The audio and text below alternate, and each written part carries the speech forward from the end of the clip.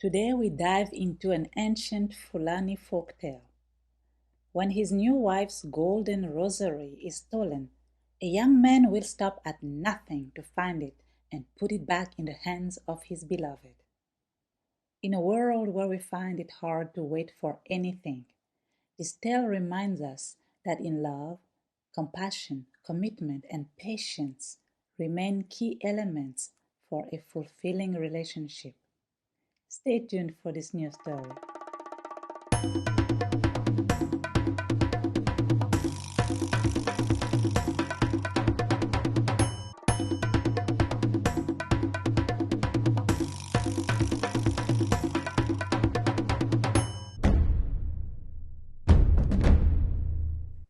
Hello everyone, welcome to Totem Tales of the Motherland. Welcome family. My name is Mimi. I am your storyteller and I am very excited to be here and have you guys join me one more time for a new story.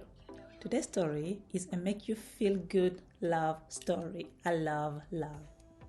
It's the story of two souls that managed to not only find each other in this life, but also overcome so many adversities that were thrown at them early in their relationship. We hope you enjoy it as much as I did. And try not to tear up too much. Just kidding. As for me, I will see you right here after the story. Enjoy. Fidelity rewarded. A long time ago, in a land near the Sahel region of the Motherland, lived a very wealthy man who had a daughter of extreme beauty. When she became of marrying age, the man sent out a declaration to the 12 neighboring kingdoms, and each of those 12 kingdoms sent their respective prince, in the hope of winning the stunningly beautiful maiden. The wealthy man summoned all 12 suitors to his palace on a Friday at dawn. The suitor that would win his daughter's hand would be the one to correctly identify his daughter among a caravan of 12 camels mounted by 12 women with their faces covered. The one who would pick the right one would win.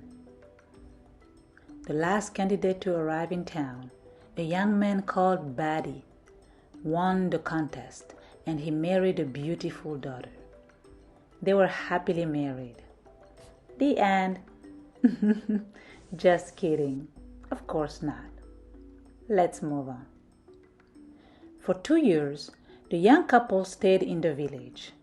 Then one day, Badi felt a strong desire to go back to his kingdom to introduce his bride to his father, as was customary in his native land. The wealthy man agreed, and he provided his daughter with 1,000 female servants, 1,000 male servants, 1,000 cows, 1,000 goats, and many more goods to help with the long journey ahead. After a few days of preparations, the young couple went on their way, Badi mounting his stallion, while his wife rode a richly adorned camel right next to him. As the long caravan traveled, the young bride wore on her wrist an exquisite rosary made of 100 massive gold beads. Noticing how her husband kept staring at the shiny object, she let him hold it, which made him very happy. A few days later, as he was playing with the rosary and holding it high above his head to see it shine in the bright sun, a huge vulture flew by and took it from him. Without a second of hesitation, Badi started chasing the bird to get the rosary back. He rode very fast, but soon lost sight of the bird. He then stopped from village to village, asking the people if they had seen the bird, but every time the answer was the same: "Go a little further," or "It's a little further this way," or "That way." He rode for days, then weeks, then months, and then years. Finally, his horse, whom he kept riding without any break, collapsed, and died of exhaustion. That did not stop Buddy at all. He kept his search by foot, going from one village to another without fail, until one day a villager finally pointed him towards the tree where the bird nested, right on the outskirts of the village. Early the next day, before the first crow of the rooster, Buddy climbed the tall tree and found a vulture sleeping with its head tucked under one of its wings. Buddy hit him violently on the head and killed him. In the nest, he found an amazing treasure consisting of gold, precious jewels, rare stones, and his wife's rosary. He grabbed the precious piece of jewelry, along with a few gold coins to support his journey back to his bride. Then he left the nest. Meanwhile, Buddy's wife, who saw her husband take off after the bird, decided to wait for him right where destiny had split them apart. She married the female servants to the male servants, and she built a strong and vibrant community. To ensure that no man would court her during her husband's absence, she decided to dress and talk like a man. Nobody in the surrounding towns knew her real identity. She was a great leader among her people and was so wise when solving conflicts that soon everybody came to her for conflict resolution. She became a trusted judge in that part of the country. People traveled near and far to hear her wise words, and they even named her the Great Judge.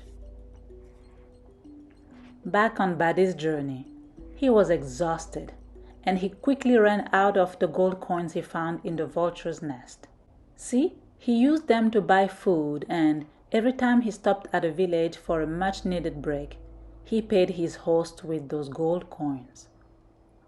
One such evening, as he entered yet another village, exhausted and in rags, he knocked on a door and a woman answered. He had nothing left to offer, except the gold beads on the rosary. The woman accepted to host him in exchange for one bead of the rosary. He gave her the agreed-upon gold bead right before retiring to bed. However, while he was sleeping, the woman placed the bead back on the rosary and started screaming, "A thief! A thief!" to alert everybody around. Almost immediately, the villagers arrived at her house, and the woman told them that this stranger tried to steal her rosary, which Buddy denied, asserting that the rosary was his. They went back and forth like that, and the villagers could not figure out who was telling the truth. So they decided to take the matter to the Great Judge. Yes, you guessed it, the same judge who was none other than Buddy's wife. On the day of the hearing, the Great Judge immediately recognized her husband and the rosary, but she let no sign of it. With the big masculine voice she had now perfected, she asked the dishonest woman if the rosary was hers, to which the lying woman said yes. Then she asked Buddy, who also said it was his. The Great Judge then turned to the lying woman and asked her if she would let Buddy have the rosary in exchange for 300 gold bars. The lying woman quickly agreed, not believing her luck. The Great Judge had the gold counted and given to the woman, who left immediately, fearing the judge would change his mind. Afterwards, the Great Judge requested that Buddy be brought to his quarters. Or her quarters, rather. You get the idea. After he took a good bath and put on some fresh clothes, Buddy entered the room where the judge was to meet him. How delighted he was to see that instead, his beautiful bride, dressed in her finest bride attire and most exquisite jewelry, stood there. They celebrated their reunion with so much joy and delight. The next morning, the Great Judge surrendered her duties, and she introduced her husband to her newly founded kingdom. The people could not decide what was most stunning and admirable: the fidelity, tenacity, and the courage of the young man to find the lost jewelry, or the faithfulness, perseverance, and wisdom his bride had demonstrated, which had helped her to wait for her husband's return without falling to temptation. After they were done listening to Buddy's wife, she proposed that he be elected to be chief and supreme judge, to which all dignitaries and elders agreed. Since then, the story of those two faithful spouses has transcended centuries, and it is still told at wakes, even in the surrounding kingdoms. The end. Pretty heartwarming, right? I told you. So what was your favorite part of the story? Let us know in the comments down below. My favorite part was certainly when the woman who is now the presiding judge sees her husband walk into her court after so many years without seeing him. And that must have been quite a powerful moment. And I can only imagine how overjoyed she must have been while still maintaining her composure. That's quite a skill. All right, Totem family, that's all I have for you today. Thanks again for joining me today, but it's time for me to say goodbye. But don't be sad. I'll see you again next time for another episode of Totem, Tales of the Motherland. And as we say, where I come from, yeah. Bye.